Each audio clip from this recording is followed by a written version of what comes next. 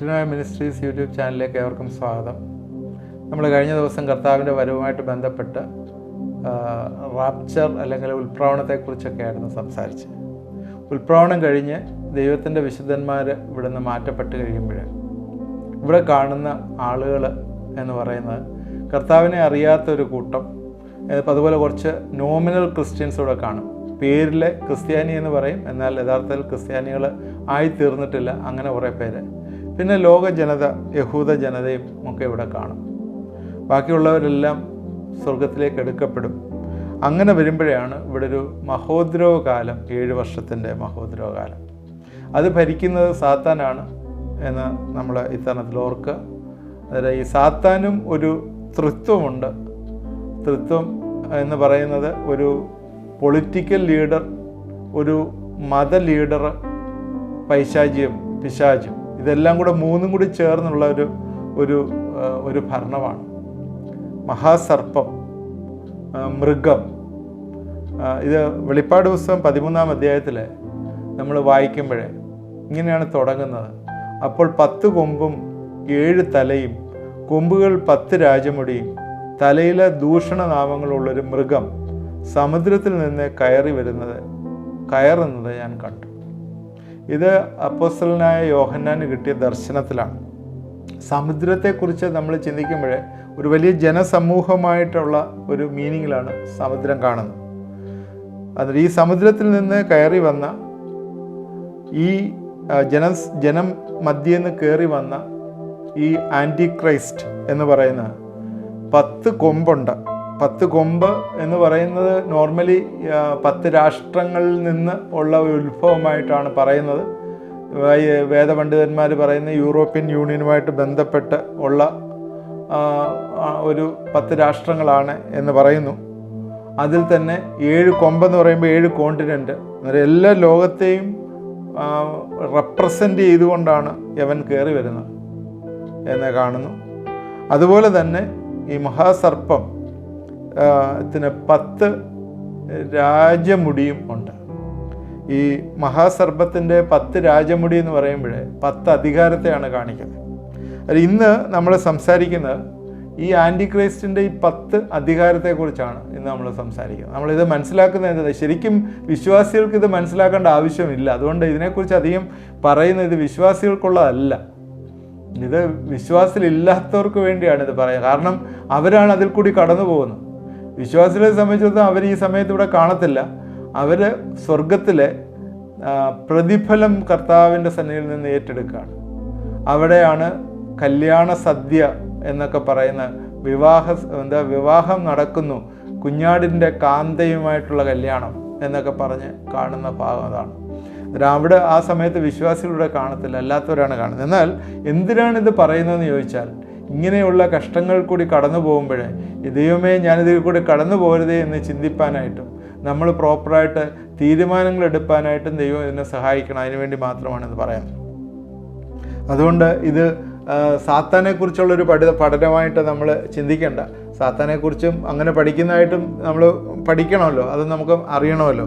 എന്നാൽ ഇത് സാത്താൻ്റെ ആക്ഷൻസാണ്, അവന് കൊടുത്തിരിക്കുന്ന അധികാരങ്ങളാണ് കൊടുത്തിരിക്കുന്നത്.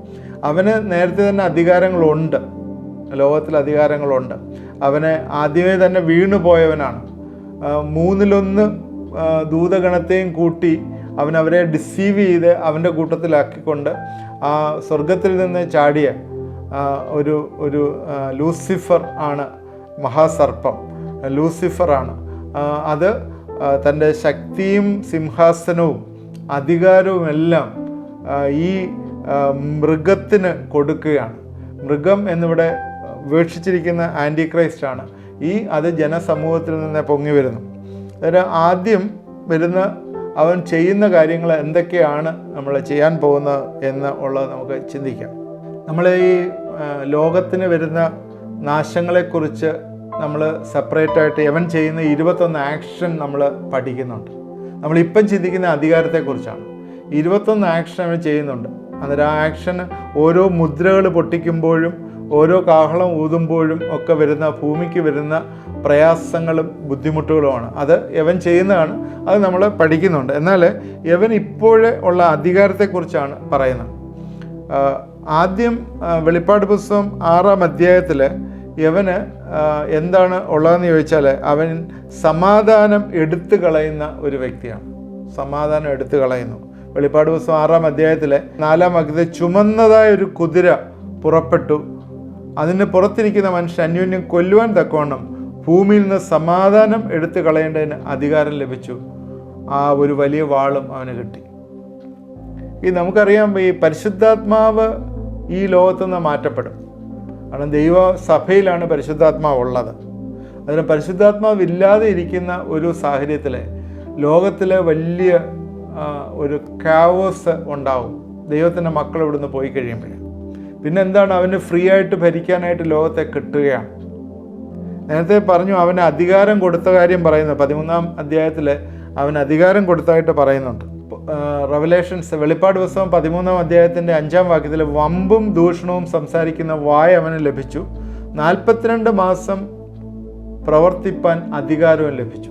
അവന് അധികാരം ലഭിച്ചു, അതുകൊണ്ടാണ് അവൻ പ്രവർത്തിക്കുന്നത്. കാരണം അവൻ്റെ നാളുകൾ അടുത്തു എന്നവനറിയാം. അതുകൊണ്ട് അവൻ മാക്സിമം അവൻ്റെ പ്രവർത്തനം വ്യാപിപ്പിക്കുകയാണ്. ആദ്യം ചെയ്യുന്ന സമാധാനം എടുത്തു കളയും. എല്ലായിടവും യുദ്ധത്തിന് വേണ്ടിയുള്ള ആഹ്വാനവും ചുമന്ന കുതിരയുടെ മേളിൽ വരികയാണ്. പരിശുദ്ധാത്മാവ് ഇല്ലാത്തപ്പോൾ തന്നെ ആളുകൾ കൂടുതൽ സെൽഫിഷ് ആയിക്കൊണ്ട് ആളുകളെ അവരുടെ ഉള്ള ആർദ്രഭാവവും കരുണയും എല്ലാം നഷ്ടപ്പെട്ടുകൊണ്ട് അവരുടെ പ്രവർത്തനങ്ങൾ വമ്പും ദൂഷണവും ചെയ്യും. അവൻ അതുപോലെ അവനെ ചതിക്കുന്നവനാണല്ലോ. അവനിങ്ങനെ ചതിക്കും, ആളുകളെ ചതിച്ചുകൊണ്ടേയിരിക്കും. അതുകൊണ്ട് പ്രധാനമായിട്ട് നമ്മൾ ആദ്യം ഓർക്കേണ്ടത് സമാധാനം എടുത്തു കളയുന്ന ഒരുവനായിട്ട് അവൻ പ്രത്യക്ഷപ്പെടും. രണ്ടാമത്, അവന് എല്ലാവരോടും സംസാരിക്കും. ഇപ്പം എങ്ങനെയാണ് എല്ലാവരോടും സംസാരിക്കുന്നതെന്നുള്ള ഒരു ചോദ്യം നമുക്ക് പലപ്പോഴും വരും. കാരണം അവനറിയുന്ന ഭാഷ എവിടെയാണ്, ആ ഭാഷയിൽ എങ്ങനെയാണ് സംസാരിക്കുന്നത്. ഇപ്പം നമുക്കറിയാം, വോയിസ് ട്രാൻസ്ലേഷൻ എന്ന് പറഞ്ഞൊരു സംഭവം ഇപ്പോൾ ഉണ്ടായിട്ടുണ്ട്. ഒരു ഭാഷയിൽ സംസാരിച്ചു കഴിഞ്ഞാൽ അവരുടെ ഭാഷകളിൽ അത് ട്രാൻസ്ലേറ്റ് ചെയ്യാനായിട്ട് പറ്റുന്ന സ്റ്റേജ്. കഴിഞ്ഞ പ്രാവശ്യം എറണാകുളത്ത് മോഡി വന്ന സമയത്ത് ബഹുമാനപ്പെട്ട പ്രൈം മിനിസ്റ്റർ സംസാരിച്ച ഭാഷ അത് തന്നെ വോയിസ് ട്രാൻസ്ലേറ്റർ അത് വിവിധ ഭാഷകളിലേക്ക് ട്രാൻസ്ലേറ്റ് ചെയ്ത് ഇംഗ്ലീഷിലും മലയാളത്തിലും ഒക്കെ ട്രാൻസ്ലേറ്റ് ചെയ്ത് എല്ലാവർക്കും കേൾക്കത്തക്ക രീതിയിലാക്കിയതായിട്ട് നമുക്കറിയാം. അത് ഓൾറെഡി വന്നു കഴിഞ്ഞു, ലോകത്തിൽ ആളുടെ വന്നു കഴിഞ്ഞു. അതുകൊണ്ട് നമ്മൾ ശ്രദ്ധിക്കേണ്ടത്, അവൻ എല്ലാവരോടും സംസാരിക്കും, എല്ലാവരെയും അവൻ കയ്യിലെടുക്കും, എല്ലാവരെയും സംസാരിക്കും. മൂന്നാമത്, അവന് യഹൂദനെ കയ്യിലെടുക്കും. യഹൂദനാണല്ലോ ഏറ്റവും ഒരു ടൈം ക്ലോക്ക് എന്ന് പറയുന്ന, ഈ ചരിത്രത്തിന് തന്നെ ഒരു ടൈം ക്ലോക്കായിട്ട് നിൽക്കുന്ന യഹൂദനാണ്. യഹൂദനുമായിട്ട് നമുക്കറിയാം, ഈ കഴിഞ്ഞ അനേകം വർഷങ്ങളെ യുദ്ധങ്ങളും യുദ്ധക്കെടുതികളും ഇപ്പോൾ തന്നെ നടക്കുന്ന ഹമാസുമായിട്ടുള്ള യുദ്ധവും ഇതെല്ലാം യഹൂദനുമായിട്ട് റിലേറ്റ് ചെയ്ത വൺ വേ ഓർ അതർ ഇത് യഹൂദനുമായിട്ട് റിലേറ്റ് ചെയ്താണ് നടക്കുന്നത്. യഹൂദനെ അവൻ കയ്യിലെടുക്കും. യഹൂദനെ കയ്യിലെടുക്കുന്നത് എങ്ങനെയാണെന്ന് ചോദിച്ചാൽ, അവന് യഹൂദന്മാർക്ക് വേണ്ടി ആ സമയത്ത് യഹൂദന്മാർക്ക് ഏറ്റവും താല്പര്യമുള്ളൊരു കാര്യമാണ് ദൈവത്തെ ആരാധിക്കാനുള്ള യെരുശലേം ടെമ്പിൾ. അതവരുടെ ഹൃദയത്തിൻ്റെ ഉള്ളിലുള്ള ഏറ്റവും വലിയ ആഗ്രഹമാണ്. ഇപ്പം കഴിഞ്ഞ 2000 വർഷങ്ങളായിട്ട് അവർക്ക് ടെമ്പിളില്ല. അത് ഈ ഏകദേശം യവൻ്റെ ഭരണത്തിൻ്റെ മധ്യഭാഗത്തോടു കൂടി ആലയം വീണ്ടും സ്ഥാപിക്കാനായിട്ട് യവൻ ഇനിഷ്യേറ്റീവ് എടുത്ത് ആലയം സ്ഥാപിക്കും. അതിനകത്ത് പറയുന്നത് ഇങ്ങനെയാണ്: ആലയം പുറത്തുള്ള പ്രാകാരത്തെ അളക്കാതെ വിട്ടേക്കാതെ ജാതികൾക്ക് കൊടുത്തിരിക്കുന്നു. അപ്പോഴേ ആലയം അവൻ പണിയും, പ്രാകാരം ജാതികൾക്ക് കൊടുക്കും. അവന് യഹൂദനുമായിട്ട് ഉടമ്പടി ചെയ്യും.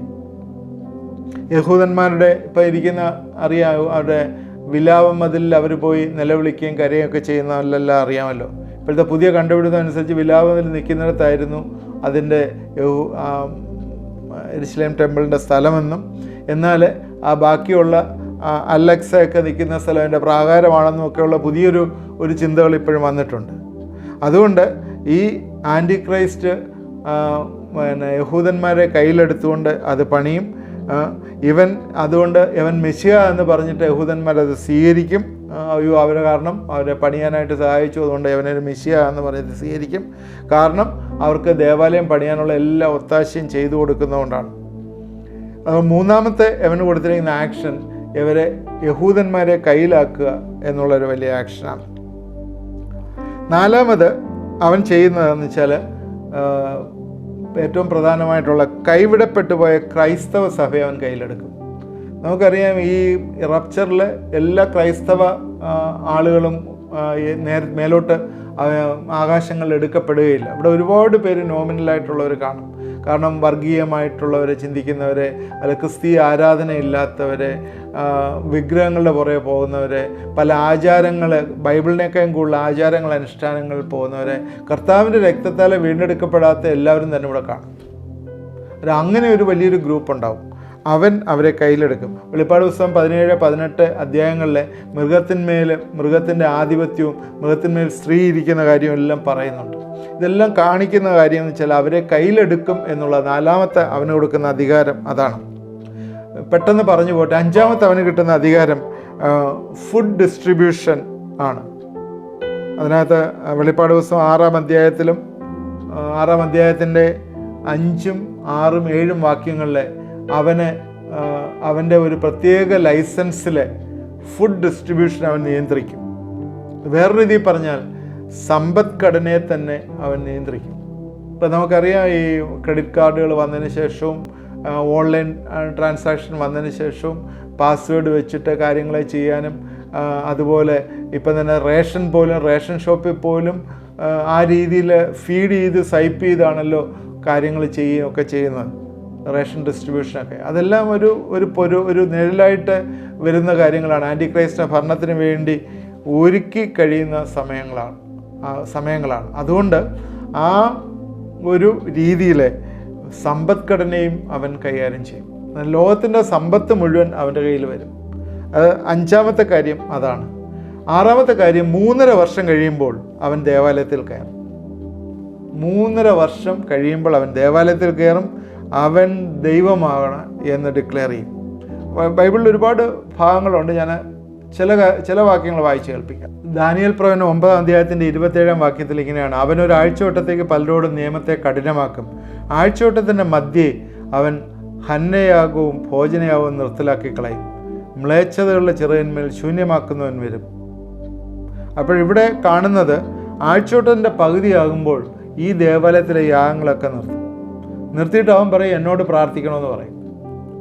അപ്പോഴാണ് യഹൂദന്മാർ മനസ്സിലാക്കുന്ന ഇവൻ യഥാർത്ഥത്തിൽ മെശിയാവൊന്നും അല്ല എന്ന്. 2 തെസ്സലോനിക്കർ 2:4 ഇത് പറയുന്നുണ്ട്: അവൻ ദേവാലയത്തിൽ ഇരുന്നു കൊണ്ട് ദൈവമെന്ന് നടിച്ച് ദൈവമെന്നോ പൂജാ വിഷയമെന്നോ എന്ന് പേരുള്ള സകലത്തിന് മീതെ തന്നെത്താൻ ഉയർത്തുന്ന എതിരാളി അത്രേ. ആൻറ്റിക്രൈസ്റ്റിനെ കുറിച്ച് പറയുന്നതാണ്. 3-ാം വാക്യം തൊട്ട് വായിക്കുമ്പോൾ ഇതറിയാം: ആരും ഏത് വിധേനയും നിങ്ങളെ ചതിക്കരുത്. ആദ്യമേ വിശ്വാസത്യാഗം സംഭവിക്കുകയും നാശയോഗ്യനും അധമമൂർത്തിയുമായവൻ വെളിപ്പെടുകയും വേണം. ഒരു വിശ്വാസത്യാഗം സംഭവിച്ചു ആണ്. ഈ 3.5 വർഷം കാലത്തോളം ഈ വിശ്വാസത്യാഗമൊക്കെ സംഭവിച്ച് അവനതിങ്ങനെ ആദ്യം അവനെ ഡിസീവ് ചെയ്ത് ആളുകളെ തെറ്റിച്ച് അവൻ്റെ വലയിലേക്ക് കൊണ്ടുവന്ന് സമാധാനമൊക്കെ പറഞ്ഞ് കൊണ്ടുവന്ന് അവർക്ക് വേണ്ട ലൈസൻസ് കാര്യങ്ങളും എല്ലാം കൊടുത്ത് ദേവാലയമൊക്കെ പണിഞ്ഞ് എല്ലാം ഹാപ്പി ആയിട്ട് അവൻ കാണിച്ചു കൊടുക്കും സകല ആളുകൾക്ക്. അയ്യോ, അന്നേരം എല്ലാവരും സമാധാനം തോന്നും, അയ്യോ ഇത് നല്ലതായിപ്പോയല്ലോ. അത് കഴിയുമ്പോഴാണ് അവൻ്റെ ശരിക്കുമുള്ള രൂപം പ്രത്യക്ഷപ്പെടുന്നത്. അന്നേരം ആദ്യം അവനെ മെസ്സിയാക്കാനായിട്ട് അവൻ ശ്രമിക്കും. മെസ്സിയായിട്ട് അവൻ്റെ രൂപം വെച്ച് ആരാധിക്കാൻ പറയും. അങ്ങനെയുള്ള ഒരു രീതിയിലേക്ക് വരും. അപ്പോഴത്തേക്ക് എന്താ കാണുന്നത്? ഫുൾ കൺട്രോൾ, ലോകത്തിൻ്റെ ഫുൾ കൺട്രോൾ അവൻ്റെ കയ്യിലാവും. ഫുഡ് ഡിസ്ട്രിബ്യൂഷൻ അവൻ്റെ കയ്യിലിരിക്കും. സമ്പദ്ഘടന അവൻ്റെ കയ്യിലിരിക്കും. യഹൂദനെ അവൻ കൺട്രോൾ ചെയ്യും. കൈവിടപ്പെട്ടു പോയ ക്രൈസ്തവ സഭയെ അവൻ കൺട്രോൾ ചെയ്യും. എല്ലാ രീതിയിലും അവൻ ഫുൾ ആധിപത്യം ഈ ലോകത്തിലുണ്ടാകും. അവൻ്റെ ജീവിതത്തിൽ ആഗ്രഹിക്കുന്നതാണ് ഈ ലോകത്തെ മുഴുവനായിട്ട് അവന് ഭരിക്കണം എന്നുള്ളതാണ്. ഈ ലോകം മാത്രമല്ല, സ്വർലോകത്തെയും ഭരിക്കണം എന്നുള്ള ആഗ്രഹത്തിലിരുന്നപ്പോഴാണ് അവനെ വെട്ടി താഴോട്ട് വിട്ടത്. അതായത് ഈ ലോകത്തെയും ഭരിക്കണം എന്നുള്ള ഒരു ചിന്ത അവന് വരും. വെളിപ്പാട് പുസ്തകം 13-ന്റെ 11-ാം വാക്യത്തിലെ മറ്റൊരു മൃഗം ഭൂമിയിൽ നിന്ന് കയറുന്നത് ഞാൻ കണ്ടു. അതിന് കുഞ്ഞാടിനുള്ളതുപോലെ 2 കൊമ്പുണ്ടായിരുന്നു. അത് മഹാസർപ്പം പോലെ സംസാരിച്ചു. അത് മറ്റൊരു മൃഗം ഭൂമിയിൽ നിന്ന് വരുന്നു. അത് വേറൊരു മൃഗത്തെക്കുറിച്ച് പറയും. നേരത്തെ പറഞ്ഞു ഈ ട്രിനിറ്റി, ദൈവത്തിൻ്റെ തൃത്വം പോലെ തന്നെ പൈശാചിക തൃത്വത്തിൻ്റെ ഒരു സംഭവമാണ് മറ്റൊരു മൃഗം ഭൂമിയിൽ നിന്ന് വരുന്നു. അത് ശരിക്കും ഒരു റിലീജിയസ് ലീഡറാണ്. നേരത്തെ പറഞ്ഞ ഒരു പൊളിറ്റിക്കൽ ലീഡറാണെങ്കിൽ ഇതൊരു റിലീജിയസ് ലീഡറാണ്. ഈ പൊളിറ്റിക്കൽ ലീഡറും റിലീജിയസ് ലീഡറും രണ്ടുപേരും കൂടി ചേർന്നാണ് ഭരണം നടത്തുന്നത്. ആദ്യമേ നമ്മൾ ശ്രദ്ധിച്ചാണ്, സഭകളെക്കുറിച്ച് പഠിക്കുന്ന സമയത്ത് നമ്മൾ ശ്രദ്ധിച്ചാണ്, ദ്വൈതൈത സഭയുടെ കാലഘട്ടത്തിൽ നമ്മൾ ശ്രദ്ധിച്ചാണ്. ആ പീരീഡിൽ പാപമോചനത്തിനുള്ള ചീട്ട് വരെ കൊടുത്തിരുന്നു. കാരണം ഇത്ര രൂപ നിങ്ങൾ പേ ചെയ്താൽ നിങ്ങളുടെ പാപം മോചിക്കപ്പെടും എന്നുള്ള പാപമോചന ചീട്ട് വരെ കൊടുത്ത് സാത്താൻ്റെ സ്ഥലം, സാത്താൻ്റെ ദേവാലയം, ആ രീതിയിൽ അന്ന് ആയിരുന്ന ഒരു സാഹചര്യമാണ് സാത്താൻ്റെ ഇരിപ്പിടം. അങ്ങനെയുള്ളൊരു സ്ഥലത്തിൽ ആയിരുന്നു. ആ രീതിയിൽ പോലെ ആക്കുന്ന രീതിയിൽ ഇപ്പോഴും കാര്യങ്ങൾ യവൻ കൈകാര്യം ചെയ്യുമ്പോഴായിത്തീരുന്നു എന്ന് കാണുന്നു. അതുകൊണ്ട് ഈ പൊളിറ്റിക്കൽ ലീഡറും ഈ റിലീജിയസ് ലീഡറും കൂടി ചേർന്ന് ലോകത്തെ മുഴുവൻ ഒരു കുട്ടിച്ചോറാക്കത്തക്ക രീതിയിൽ അതിനെ ട്രിം ചെയ്ത് ശരിയായിട്ട് കൊണ്ടുവന്നുകൊണ്ടിരിക്കുന്നത്. അങ്ങനെ 6 അധികാരങ്ങൾ പറഞ്ഞു. എൻ്റെ സമയം ഇവിടെ അവസാനിച്ചുകൊണ്ട് ഞാൻ ഇന്നിത് നിർത്തുകയാണ്. തുടർന്ന് നമുക്ക് സാത്താൻ്റെ അധികാരത്തെക്കുറിച്ച് നമ്മൾ പറയാം. അത് കഴിഞ്ഞിട്ട് ഈ ആൻറ്റി ക്രൈസ്റ്റ് എവിടെ നിന്നാണ് വരുന്നത്, ആൻറ്റി ക്രൈസ്റ്റിൻ്റെ ക്യാരക്ടേഴ്സും ഒക്കെ നമുക്ക് സംസാരിക്കാം. തീർച്ചയായും ഇത് നിങ്ങൾ വാച്ച് ചെയ്യണം, തുടർന്നും വാച്ച് ചെയ്യണം. ഇത് നിങ്ങൾക്ക് പ്രയോജനമായി തീരും. കാരണം എന്തിനാണ് ഇത് പറയുന്നത് ചോദിച്ചാൽ, ഈ ഒരു രീതിയിൽ ഈ ലോകം പോകുമ്പോൾ അവസാനം നമ്മൾ അതിനകത്ത് ഇല്ലാതെയായി ഷ്രിങ്ക് ചെയ്ത് നശിച്ചു പോകാനായിട്ട് ഇടവരും എന്ന് നമ്മൾ മറന്നു പോകരുത്. അവിടെ തീർച്ചയായും ഈ ദൈവത്തെ മനസ്സിലാക്കി അനുതാപത്തോടെ ദൈവത്തിലേക്ക് തിരിച്ചു വരുന്നവരെ ദൈവം വിടുവിക്കുകയും രക്ഷിക്കുകയും ചെയ്യും എന്ന് നമ്മൾ ചിന്തിക്കുകയും അതനുസരിച്ച് നമ്മൾ തീരുമാനമെടുക്കുകയും ചെയ്യും. നമുക്ക് പ്രാർത്ഥിക്കാം. നമ്മൾ പ്രാർത്ഥിക്കുമ്പോഴേ നിങ്ങൾ എന്നോട് ചേർന്ന് പ്രാർത്ഥിക്കണം. നിങ്ങളുടെ ഏത് ആവശ്യമായാലും ദൈവം അതിന് വിടുതൽ തരും. ദൈവം നമ്മളെ അനുഗ്രഹിക്കട്ടെ. ദൈവമായ കർത്താവേ, ഇന്ന് ഞങ്ങൾക്ക് ധ്യാനിപ്പാനായിട്ട് തന്നിരിക്കുന്ന ഈ വിഷയത്തിനെ ഞാൻ ഓർത്ത് ഞങ്ങൾ സ്തുതിക്കുകയാണ്. കർത്താവേ, സാത്താൻ ഈ ലോകത്തെ ഭരിക്കുമ്പോൾ ഏത് രീതിയിലെ കാര്യങ്ങളായി തീരും എന്നുള്ള ചില കാര്യങ്ങളാണ് ഞങ്ങൾ ചിന്തിച്ചത്. ദൈവമേ, ഇതൊക്കെ അനുഭവിക്കുകയോ ഇതൊക്കെ കാണുകയോ ചെയ്യാനായിട്ട് വിശുദ്ധരായിട്ടുള്ളവരിവിടെ കാണത്തില്ലല്ലോ. അതുകൊണ്ട് വിശുദ്ധരുടെ പട്ടയിലേക്ക് ഞങ്ങളെ നീ എണ്ണണമേ. നിൻ്റെ കരങ്ങളിലേക്ക് ഞങ്ങളുടെ ജീവിതങ്ങളെ സമർപ്പിക്കുന്നു. കർത്താവിനെ സ്വീകരിച്ച് അവൻ്റെ മക്കളായി ജീവിക്കുന്നവരെ കർത്താവെ സാത്താൻ്റെ ഭരണത്തിൻ്റെ കീഴിലാകുകയില്ല എന്ന് ഞങ്ങൾ അറിയുന്നു. അതുകൊണ്ട് ഈ ദിവസങ്ങളിലെ ദൈവമേ, ഞങ്ങളെ വിശുദ്ധിയോട് ജീവിപ്പാനായിട്ട് ഞങ്ങളെ ഇടവരുത്തണമേ, സഹായിക്കണമേ. കൈവിടപ്പെട്ടു പോകാനായിട്ട് ഒരിക്കലും അനുവദിക്കരുതേ എന്ന് പ്രാർത്ഥിക്കുന്നു. നിനക്ക് വേണ്ടി കാത്തിരിപ്പാനായിട്ട് ഞങ്ങളെ സഹായിക്കണമേ. പ്രത്യേകിച്ച് ചില അഡിക്ഷനിൽ കൂടി കടന്നു പോകുന്ന ചില വ്യക്തികളെ ഈ സമയത്ത് ഓർത്ത് പ്രാർത്ഥിക്കുന്നു. കുഞ്ഞുങ്ങൾക്ക് പഠിക്കാൻ പറ്റാത്ത രീതിയിൽ യൂസ് ചില അഡിക്ഷൻസിൽ കൂടി കടന്നു പോകുന്നു. ദൈവമേ, നീ അവരെ വിടുവിക്കണമേ. കർത്താവെ, പ്രത്യേകിച്ച് ചില ഗെയിംസിലൊക്കെ അകപ്പെട്ടിട്ട് വീഡിയോ ഗെയിംസിലും അതുപോലെ കർത്താവെ ഈ ഇൻ്റർനെറ്റ് ഗെയിംസിലും ഒക്കെ അകപ്പെട്ട് പൈസ നഷ്ടപ്പെടുകയും സമയം വേസ്റ്റാക്കി കളയുകയും ചെയ്യുന്ന പഠിക്കാതെ ഇരിക്കുന്ന ചില യൂത്തുകളെ ഈ സമയത്ത് കർത്താവെ നീ മാനസാന്തരപ്പെടുത്തണമേ എന്ന് പ്രാർത്ഥിക്കുന്നു. അവിടെ കുഞ്ഞുങ്ങൾക്ക് വേണ്ടി പ്രത്യേകിച്ച് പേരൻസെ പ്രാർത്ഥിച്ചുകൊണ്ടിരിക്കുന്നു. കർത്താവെ, വലിയൊരു വിടുതൽ അവർക്ക് കൊടുക്കണമേ എന്ന് പ്രാർത്ഥിക്കുന്നു. ആ വിഷയത്തിലെ കർത്താവെ നീ ഇടപെടണമേ, സഹായിക്കണമേ എന്ന് പ്രാർത്ഥിക്കുന്നു. മാനസിക ആരോഗ്യമില്ലാതെ ഇരിക്കുന്ന ചില ആളുകളെ വേണ്ടി പ്രാർത്ഥിക്കുന്നു.